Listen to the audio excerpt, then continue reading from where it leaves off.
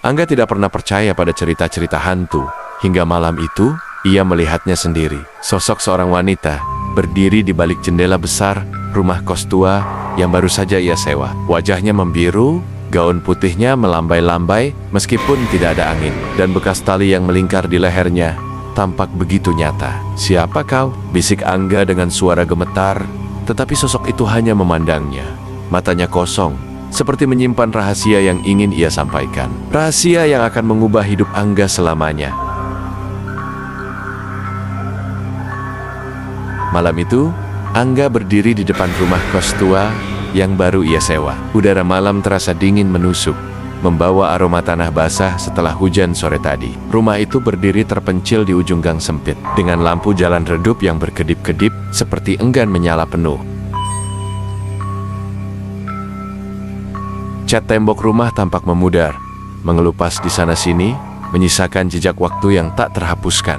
Rumah ini memiliki reputasi yang tidak terlalu baik di kalangan penduduk setempat. Ada banyak cerita tentang keanehan yang terjadi di sini, tetapi Angga, yang lebih mengutamakan harga sewa murah, memilih untuk tidak memedulikannya. Ketika Angga membuka pintu, suara engsel yang berderit memecah keheningan. Lantai kayu di dalam rumah bergemeretak setiap kali ia melangkah, seakan mengadukan kehadirannya. Bau khas kayu tua bercampur dengan aroma cat pudar memenuhi hidungnya. Di ruang tamu yang ada jendela besarnya, menghadap ke taman kecil yang gelap, bayangan pohon yang bergoyang diterpa angin terpantul samar di kaca, menciptakan ilusi sosok yang mengintai. Meja kecil di sudut ruangan tampak dipenuhi debu, sementara kursi tua berdiri di sana, seperti menunggu seseorang untuk duduk.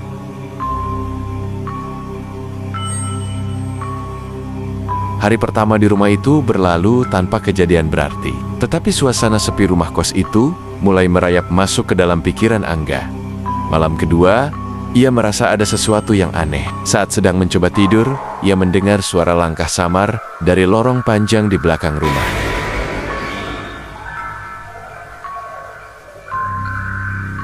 Awalnya, ia mengira itu suara hewan, atau mungkin hanya rumah tua yang mengeluarkan bunyi biasa. Namun, suara itu terdengar terlalu teratur, seperti langkah kaki manusia yang sengaja diatur pelan-pelan. Angga terbangun dari tidurnya, keringat dingin membasahi dahinya. Dengan enggan, ia bangkit dan berjalan menuju lorong. Lorong itu gelap gulita. Angga menyalakan senter ponselnya dan memeriksa setiap sudut. Tidak ada apa-apa di sana, namun perasaan aneh terus menghantuinya. Udara di lorong terasa lebih dingin dibandingkan ruangan lainnya, seperti ada sesuatu yang tidak kasat mata sedang berdiri di dekatnya.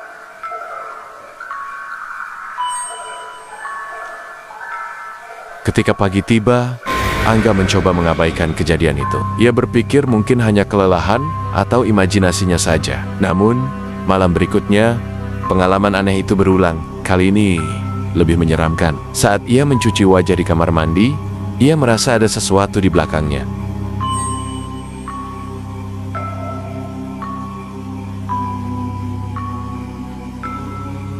Ketika ia mengangkat wajah dan menatap ke cermin, ia melihat bayangan samar seorang wanita berdiri di belakangnya. Jantungnya berdegup kencang. Ia menoleh, tetapi tidak ada siapa-siapa di sana.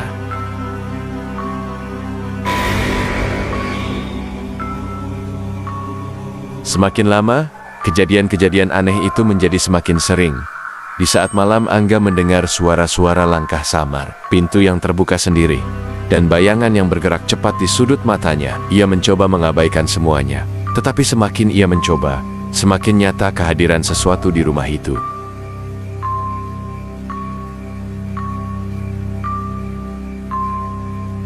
Puncaknya adalah pada malam ketujuh. Saat tengah malam, Angga mendengar suara pintu depan terbuka dengan keras. Ia berlari keluar dari kamarnya dan melihat jendela besar di ruang tamu. Di sana, di balik kaca, sosok seorang wanita berdiri mematung.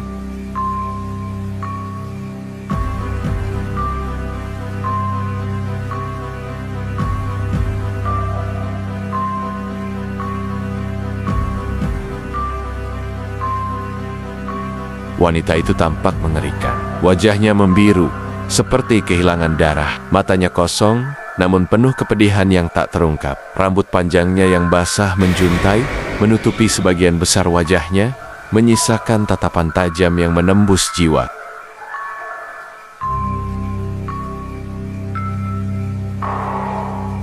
Gaun putih panjangnya compang-camping, dengan bekas tali melingkar di lehernya, meninggalkan jejak kematian yang memilukan. Angga tidak bisa bergerak. Keringat dingin mengalir di wajahnya saat ia mencoba mengumpulkan keberanian untuk mendekati jendela.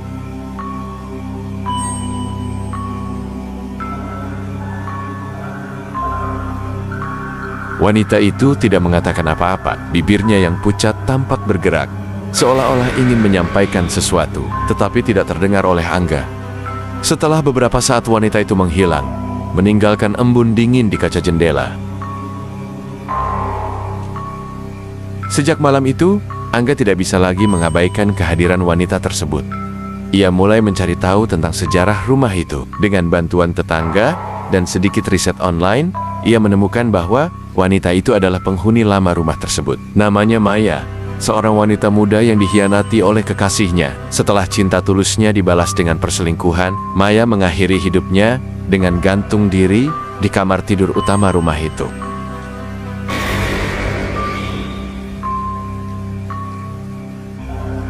Penemuan itu membuat Angga semakin takut, tetapi juga memunculkan rasa kasihan. Ia merasa bahwa Maya tidak sepenuhnya jahat. Ada sesuatu yang ingin ia sampaikan, tetapi tidak tahu bagaimana caranya. Setiap malam, Maya muncul dan memberikan petunjuk-petunjuk kecil tentang masa lalunya. Angga mulai menyadari bahwa Maya terjebak di antara dunia ini dan dunia lain, karena sebuah rahasia besar yang belum terungkap. Suatu malam, Angga bermimpi tentang Maya. Dalam mimpi itu, ia melihat Maya menangis di sebuah taman. Wajahnya tidak seburuk seperti ketika ia menjadi hantu, tetapi kesedihan yang mendalam terpancar jelas di matanya. Maya menunjuk ke sebuah buku harian yang tergeletak di bawah pohon. Ketika Angga terbangun, ia merasa ada sesuatu yang mendorongnya untuk mencari buku itu di dunia nyata. Ia kembali ke kamar utama rumah itu dan mulai membongkar lemari tua yang sudah lama terkunci. Di dalam lemari, Angga menemukan sebuah kotak kecil. Ketika ia membukanya, ia menemukan sebuah buku harian usang milik Maya. Halaman-halaman buku itu dipenuhi tulisan tangan Maya yang mencurahkan rasa sakit dan pengkhianatannya. Angga membaca dengan seksama dan menemukan nama kekasih Maya, Reza, disebutkan berulang kali. Reza ternyata memiliki hubungan gelap dengan sahabat Maya, yang akhirnya mendorong Maya ke jurang keputusasaan. Angga merasa bahwa ini adalah kunci untuk melepaskan Maya dari penderitaannya. Ia mencari tahu tentang keberadaan Reza dan menemukan bahwa pria itu masih hidup, tinggal di kota sebelah. Dengan hati-hati, Angga menemui Reza dan menceritakan semuanya. Awalnya, Reza menyangkal, tetapi setelah melihat buku harian Maya, ia tidak bisa lagi mengelak. Reza akhirnya mengakui perbuatannya dan menyampaikan penyesalan yang mendalam.